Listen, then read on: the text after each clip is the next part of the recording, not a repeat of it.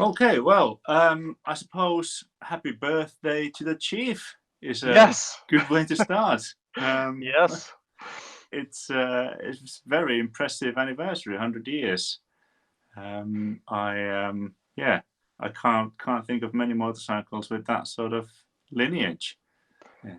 No, and no, it's a big thing, and also for me personally, it was a big thing because my first time I worked for India was pretty much exactly 20 years ago. So this is a bike that the dream of this bike I've been carrying with me for 20 years as well. Oh yeah. Coming back to India now and getting to work on the Chief, yeah, that was a big thing. That's a big deal. So super exciting, not just for the brand, but also for me personally. It all came together at the same time. So very, very That's exciting. yeah, that's fantastic. And you've got not only one chief, but there are three different models now for There are 2021. three, we call them flavors. There are three different flavors. They're all based on the same platform. So all the bones, they share the same bones. Yeah. Frame is the same, swing arm is the same. We went to great extents to keep it simple. That was Yeah. actually one of the key words. Keep it simple, keep it clean. And so they share the same frame, the same swing arm, the same fork and shocks, although in some models the fork and shocks are covered.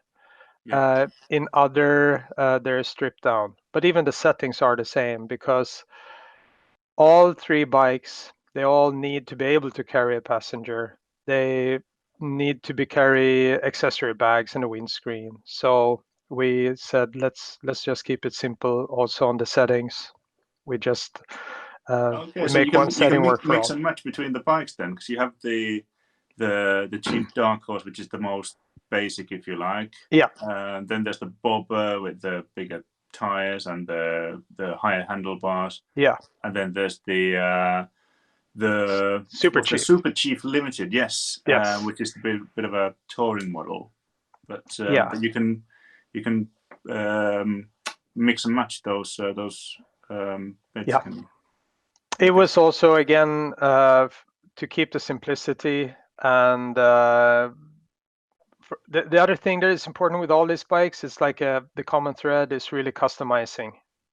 So it was really important. I mean, we can never make a perfect bike for every single customer. Then we would have to make, 6,000 different motorcycles for one model or Mhm. whatever, So, but the most important is like was always to make the perfect blank canvas for the customer, so he can continue the journey of making it his own.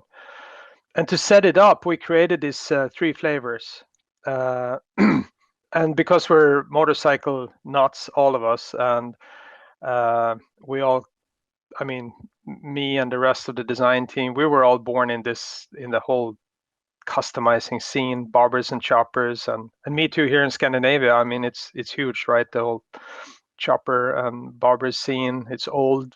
It's it's it's uh, it's a very old scene here, and it has deep roots. So even with me, this is a very important part. So the three different bikes, you can almost sum them up uh, as representing different eras of custom bikes, of barbers and choppers. And one thing we wanted to do to create that setting was um, the original Chief was like a super beautiful bike, right? It's absolutely amazing with its streamlined shapes and Art Deco flair. I mean, it's absolutely beautiful. Yeah.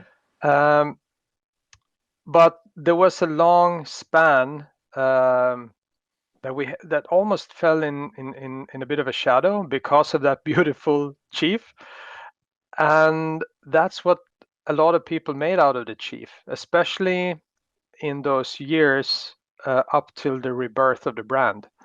Um, so we wanted to pay homage to that, celebrate that. And that's basically everyone who built custom bikes and choppers and barbers from Chiefs. Yeah. Because when you take that beautiful streamlined bike and you strip it down and you kind of unveil the bare bones of it, you unveil a totally different animal. If you know, it's it's really badass. It's cool. It's very back to basic, and that's what we wanted to celebrate with these three bikes. So they came together with three different eras, actually. You know, the you like the Super Chief. I would say that totally takes its inspiration from, you know, the late 40s and the early 50s, uh, where kind of it's almost the birth of the culture as we know it. Um, Movies like the one Marlon Brando was in, The Wild Ones, these famous events that got talked about in Life magazine, like Hollister 47. We said this bike should be that bike that totally fits in that scene. You Yeah. know, when the veterans came back from the war and the women didn't want to go back to the kitchen because they've been working in factories and they started working on motorcycles instead. That's that bike. And they rode far and they rode hard. So they usually loaded up their bobbers, because they were bobbers, with bags and a windscreen, went to the party or the race, took the bags off, the screen off, uh, partied hard through the weekend, and Sunday morning you put everything back on and you ride home. So that was kind of the story of the Super Chief. The Chief Bobber, fast forward to the mid 60s, and that's something that especially I love this era, because this is the era of biker B movies like The Wild Angels and Easy Rider, of course, and Glorious Stompers and all these old movies. But the bikes that were in these movies, they were really cool. And uh, the bobber lends a lot of cues from that era, like, you know, the high bars, solo seat, um, chop down, strip down, that classic kind of mid 60s bobber look. The Chief, like you said, is the Chief is actually the base for all of these bikes, and that takes a lot of inspiration more from 70s and 80s, when customizers like Arlen Ness or Dave Perovitz or Roland Sands' dad, Perry Sands, started experimenting more with performance parts, cast wheels, mid-mount pegs, narrow low bars, a little bit early drag style even. So that bike takes a lot of inspiration from that era. So that's how they came together, and it's like a couple of eras that we just love. You know, it's cool bikes. You always look badass when you ride them, so we wanted to have that feeling. That's good. I was wondering how tight was the design brief when you set out to create these new bikes? Obviously, you have a lot of heritage to bring in. You can't just start with a blank canvas. How much movement was there? Well, we set out to make the Chief, so of course we looked a lot at our own heritage, of course, and you see a lot of cues in the bikes. The front down tubes, that clearly comes from the single loop frames, the pre-war Indians. Um, the rear shock we took from the Scout. We borrowed that from the Scout because that has almost become an Indian icon. It got introduced on the Scout, but it gives a very significant line to the whole bike. And there is no fender struts. The fender, you can leave the fender totally clean when you have that internal structure that holds the fender up. You have a little bit of a rigid look, but you still have the chalk. So it's a very, like, from far away, it's a very distinct look. So we said that we want to borrow to also to the Chief. Then of course is the engine. And the Thunderstroke motor was first introduced in the Rebirth bikes, of course, in 13 and 14. The motor, because it was introduced in these big touring bikes, it almost don't take the center stage, if you know what I mean. So here we said, no, in this bike, that engine's got to be, that's got to play the solo. You know, that's push it all the way up front on the stage. So that's super important part of the story of this bike, right? That it really everything is built to frame the motor. Yeah. Like you build a frame for a painting, the frame can be beautiful and cool, but it's made to frame the painting, and the painting is the motor. That's the heart. Yeah. So and then we have, of course, stuff like the tank, where we took a lot of cues from the 40s Chiefs, late 40s Chiefs, because it's just so simple and so beautiful. So a lot of these things came together, but then we also wanted to have it firmly planted in the custom scene, in the early bobbers, the choppers, the chop down bikes. That's the kind of style that we were going for, Yeah. mixing these two. Yeah. So yeah. Sounds good. Sounds good. Is there anything that, if time and money were no object, is there anything that you would have done differently? Say you had bags of money lying around, you didn't have to worry about what the bike would cost at the end. I gotta say that we were really blessed that we had the luxury that we really didn't have to make those calls. and, and it goes a little bit with the grain of this kind of motorcycle, because they should be simple, they should be basic and badass and bring out all the mechanical qualities. And we were able to do that. The whole team came together around this principle: keep it simple, keep it clean. And customizing is key. So even when you take the tank off, you take the side covers off, the seat off, everything looks nice. It's tidy. The frame is nice. You can look at the frame as a single piece, and it's still really beautiful. Like, it, in my opinion, it has to be on a good blank canvas bike, that is made to build custom bikes from. And that's what this whole scene is about, right? These bikes are, that's what people do with them. You customize them. And so we were pretty lucky. We had a great team, good, everyone had the same goal, and you just want to make really cool looking, simplistic bikes that looks badass.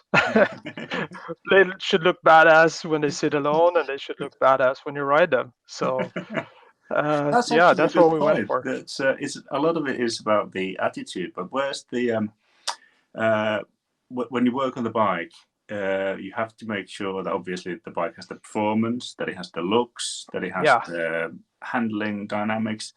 How difficult is it to get that balance right? I mean, that's what you always push and pull, right? And all these different strings together with the team, because you don't want a good looking bike that you can't ride hard. I mean, even if it's a cruiser, they're still made to ride hard. If it's the right bike, you want to ride them. So in this case, especially for Europe, we offer the 116, so we have good horsepower. We have 162 newton meters torque, so it's good punch.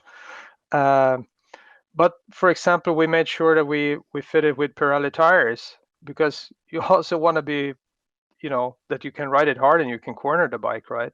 Yeah. And also that you don't go too lazy on the seating position, because you don't want to look, you don't want to look too relaxed or look too. I mean, it has to have a little bit edge, right? I compare it to Jesse James. Whatever bike he builds, as soon as he sits on it, it just looks badass. He has that look, You just want to tear up the tarmac, and you want a bit of that, because that's what it's all about, right? So, and the other thing is just to keep it simple, to keep it clean and keep it simple, which is today. It's very easy to make things very complicated, right? But to make it clean and keep it simple, that's hard, because all the CAD systems and complex manufacturing possibilities, like going back to the simple stuff, is actually quite tricky. Yeah. And you still want all the tech. You want the tech.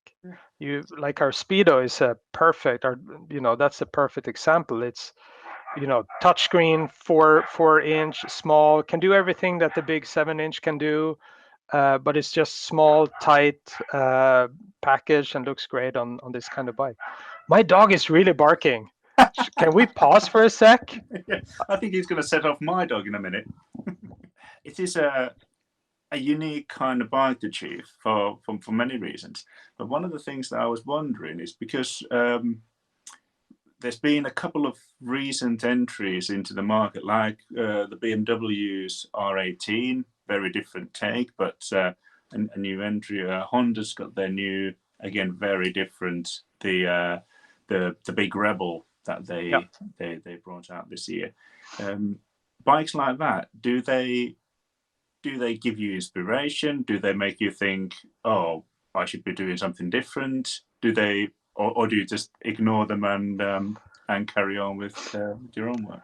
Well, the BMW is very difficult to talk about because it's I was part of the team, but what I can say is like, and that's what's so cool with the Chiefs and the Indian for me personally. That all that this whole style, the whole this whole genre of motorcycles, it comes from the American motor culture.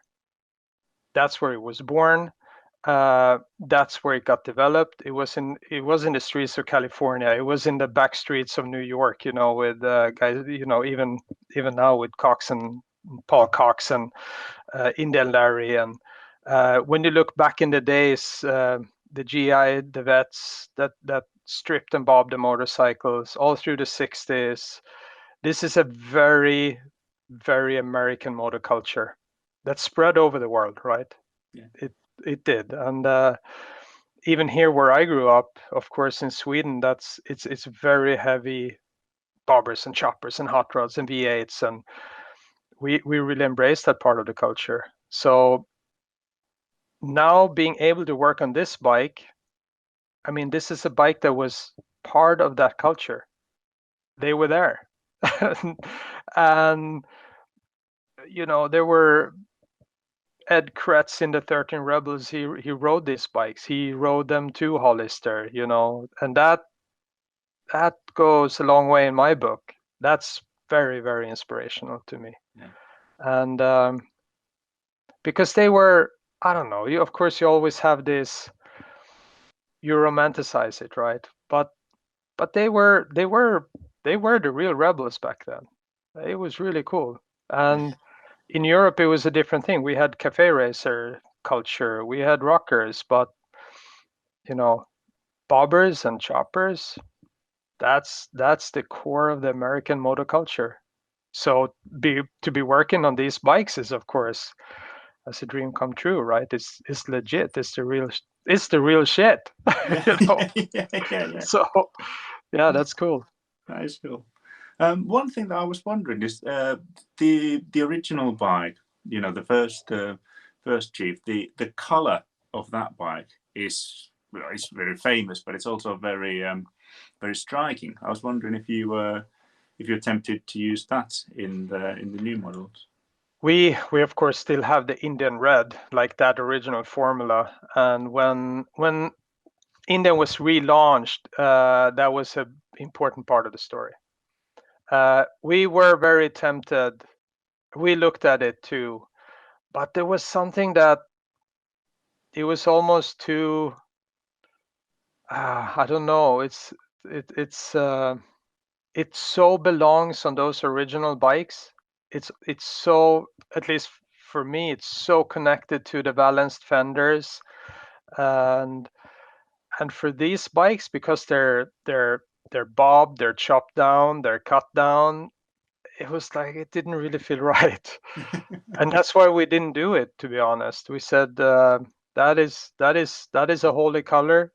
We need to save that for another occasion, and this is not the occasion.